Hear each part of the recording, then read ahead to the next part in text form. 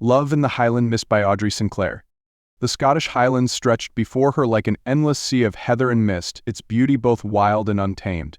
Lady Eleanor Blackwood stood at the edge of her carriage, her gloved hand gripping the doorframe as she took in her first glimpse of Thornhaven Castle. The ancient stone fortress rose from the misty morning like something from a fairy tale, its towers reaching toward the pearl-gray sky. "Welcome to your new home, my lady," her lady's maid Martha whispered, excitement evident in her voice. Eleanor's heart fluttered with a mixture of anticipation and apprehension. At 22, she had never imagined she would find herself in such a position, betrothed to a Highland Laird she had never met, all because of her father's gambling debts and a desperate arrangement between families. The carriage lurched forward along the winding path toward the castle gates. Eleanor smoothed her pale blue traveling dress, conscious of making a proper first impression. Her golden brown curls, carefully arranged that morning, had begun to escape their pins in the Highland wind. "They say Laird Malcolm MacKenzie is quite the figure of a man," Martha continued, unable to contain her enthusiasm, "though some call him the Beast of the Highlands." Eleanor raised an eyebrow. "And why would they call him that?" "Oh, just tales, my lady.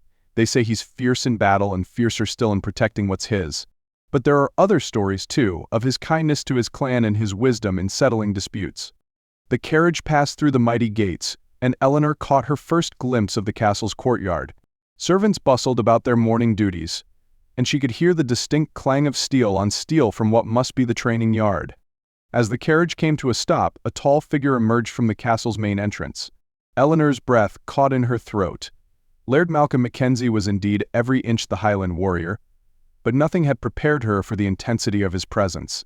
He stood well over 6 feet tall, his broad shoulders wrapped in a Mackenzie plaid, dark hair falling in waves to his shoulders. But it was his eyes that captured her attention, storm gray and penetrating. They seemed to see straight through to her soul. Malcolm strode forward as the footman helped Eleanor from the carriage. She curtsied gracefully, though her heart hammered her chest. "My lord, I am Lady Eleanor Blackwood. Welcome to Thornhaven, my lady." His voice was deep and rich, with the pleasant lilt of the Highlands. As he took her hand to help her rise, a jolt of awareness passed between them. "I trust your journey was comfortable?" "As comfortable as one might expect when traversing the Highlands, my lord," she replied with a small smile, though the scenery more than made up for any discomfort. A ghost of a smile touched his lips. "Aye, the Highlands have their own wild beauty. Much like yourself, my lady." Eleanor felt her cheeks warm at the unexpected compliment. Before she could respond, a commotion broke out near the stables. A young stable boy came running, panic clear on his face. "Laird, it's Tempest, she's gone wild again." Malcolm's expression shifted to concern. "Excuse me, my lady. It seems my most spirited mare requires attention." He turned to go, then paused. "Would you care to accompany me? Unless you'd prefer to rest from your journey."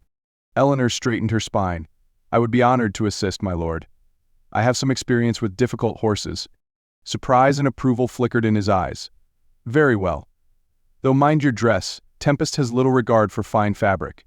They hurried to the stables, where a beautiful black mare was indeed living up to her name, rearing and striking out at anyone who dared approach. The stable hands stood at a safe distance, looking relieved at their laird's arrival. "She's been like this since dawn, my lord," the stable master explained. "Won't let anyone near her." Eleanor studied the mare's behavior carefully. "My lord, may I?" At Malcolm's nod, she stepped forward slowly, keeping her movements calm and deliberate. "Easy there, beautiful one," she murmured, reaching into her pocket for the apple she'd saved from breakfast. The mare's ears looked forward, nostrils flaring as she caught the scent. Eleanor continued speaking softly, extending the apple on her flat palm. Gradually, Tempest's dancing steps brought her closer, until finally she stretched her neck to take the offering. "Well done, my lady," Malcolm said softly, coming to stand beside her. "Few can approach Tempest when she's in such a mood." Eleanor stroked the mare's velvet nose. "She reminds me of my father's stallion. Sometimes the proudest hearts need the gentlest touch." As she spoke, she noticed something caught in Tempest's mane. "Ah, here's our culprit," a burr caught in her mane. No wonder she was distressed. Malcolm watched as Eleanor carefully worked the burr free, his expression thoughtful. "You continue to surprise me, Lady Eleanor. I begin to think perhaps this arranged marriage might not be the burden I initially feared." She met his gaze steadily. "I hope not, my lord, though I confess to having similar concerns when first informed of the arrangement." "Malcolm," he said suddenly. "When we're alone, I would have you call me Malcolm." A warm smile curved Eleanor's lips. "Then you must call me Eleanor." The days that followed fell into a pleasant rhythm. Eleanor found herself adapting to life at Thornhaven more easily than she'd expected. Each morning, she would break her fast with Malcolm in his study, discussing the day's business. She discovered he valued her opinions and often sought her counsel on matters concerning the castle and clan. She also found herself drawn to the castle's extensive library, where ancient texts and family histories lined the walls. It was there that Malcolm found her one afternoon, curled in a window seat with a volume of Highland legends. "You seem at home among the books," he observed, settling into a nearby chair. Eleanor marked her place with a ribbon. "I've always found comfort in stories. They help us understand ourselves and others better. Don't you think?" Though I confess I've had little time for reading these past years. Running a clan leaves little leisure for such pursuits." "Perhaps we could change that," Eleanor suggested. "I could read aloud in the evenings, as my mother used to do." Malcolm's expression softened. "I would like that very much." As autumn deepened into winter, their evening readings became a cherished ritual. Eleanor would read while Malcolm worked on clan business, their comfortable silence broken only by the crackle of the fire, and her gentle voice bringing stories to life. It was during one such evening that everything changed. A violent storm raged outside, and Eleanor had chosen a particularly dramatic tale of Highland romance. As she read, she became aware of Malcolm's intense gaze upon her. "You've stopped working?" she observed, looking up from her book. "Aye," he admitted. "I find myself more captivated by the reader than the story." Eleanor's heart skipped a beat. "Malcolm." He rose and crossed to her chair, taking her hand in his. "Eleanor, I know our marriage was arranged for practical reasons, but these past months I find myself thinking of you not as an obligation but as a blessing." She stood, her book forgotten. "I feel the same way. I never expected to find such happiness in an arranged marriage." "Then perhaps we should make it real, not just in name but in heart as well." His hand cupped her cheek gently. "I think I've been falling in love with you since that first day with Tempest." Eleanor's smile was radiant. "And I with you, my fierce Highland Laird with the gentle heart." Their first kiss was sweet and tender, full of promise and newfound love. When they finally parted, Malcolm pressed his forehead to hers. "Stay with me?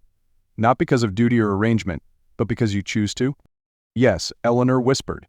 "1,000 times yes." Their wedding celebration, held at the winter solstice, was a joyous affair that brought together both Highland and Lowland traditions. Eleanor wore a gown of cream silk with Malcolm's tartan draped across her shoulder, and when they spoke their vows before the clan, there wasn't a dry eye in the great hall. Later, as they danced together, Malcolm pulled her close. "Do you remember what you said about the proudest hearts needing the gentlest touch?" Eleanor nodded, smiling up at him. "You were right," he murmured. "My proud heart needed exactly that and found it in you." As spring returned to the Highlands, Eleanor stood once again at the gates of Thornhaven Castle. But this time she wasn't an uncertain bride-to-be, she was the beloved lady of the castle, her heart as firmly rooted in this wild land as the ancient stones beneath her feet. Malcolm's arms wrapped around her from behind, and she leaned back against his solid warmth. "What are you thinking?" Mo tried. "I was thinking about fate," she replied, turning in his embrace. "How sometimes what we think is our greatest trial turns out to be our greatest blessing." "Aye," he agreed, kissing her softly. "Though I suspect it wasn't fate alone that brought us together, but the strength of your heart and the wisdom of your soul." Eleanor smiled, knowing that their love story would be told for generations to come, not because it was arranged by circumstance, but because they had chosen to transform duty into devotion and obligation into love. And in the years that followed, visitors to Thornhaven Castle would often speak of their laird and lady, how they could be found reading together by the fire, or riding side by side across the heather-covered hills, or simply standing together in the evening light, their love as eternal as the Highland mist itself. For in the end, their story proved what Eleanor had always believed, that the greatest romances aren't just about passion and destiny, but about two hearts choosing each other every day, finding strength and gentleness and freedom and commitment. And so their tale became another thread in the rich tapestry of Highland legends, a reminder that true love can flourish in the most unexpected places, turning even the simplest of arrangements into the grandest of love stories. The end.